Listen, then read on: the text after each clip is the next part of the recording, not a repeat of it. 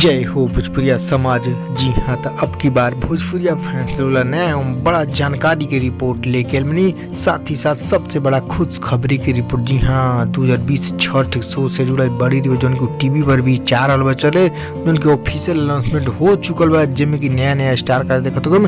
जी हाँ, भोजपुरी के जुबली स्टार नहीं रहू, सुबी शर्मा, सभी स्टार जिनमें पवन सिंह फ्री चला, कल्लू भी बाने, अक्षरा सिंह भी बड़ी। जी हाँ, तो सभी अक्षरा के साथ सभी स्टार लोग शूट करके धमाल मचल बा। जोन पटना में ही शूट बोले पिछला दिनों, जोन की शूट भी कंप्लीट हुए, बहुत एडिटिंग मिक्सिंग रेडी करके आप लोग भी रिलीज करिए, यानी टीवी पर दिखाए लोग फैंस लोग, यानी फैंस को भी फिर नया धमाका, फिर अलग कोरियोग्राफ के साथ ही नया शॉर्ट शो भी तैयारी के लिए म्यूजिक टीम, फिल्म टीम।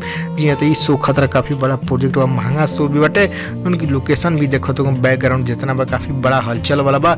जी हाँ, तो छठ टीवी शो चले गए ऑफिशियल अनाउंस बा, कब कितना बजे सब कुछ बताएं आपसे, टीवी पर देख सकें आप। बस पूरा वीडियो अंत तक देखी। उससे पहले एक और रिक्वेस्ट करें आपसे कि यदि आप भोजपुरी आर्यन चैनल पर नया बानी तो जुड़ जाइए, सब्सक्राइब कर ली और एक घंटी की आप जरूर दबा दी। जी हाँ, तो चलिए अब दर्शक फैंस लोग को बता दी नया तरो ताज़ा रिपोर्ट, बड़ी खबर कि जानिए टीवी पर छठ शो कब कितने बजे चलेगा। जी हाँ, तो छठ शो चलेगा जय छठ है। जी हाँ, जय छठ है दिन जौन की छठ बाटे 20 नवंबर के।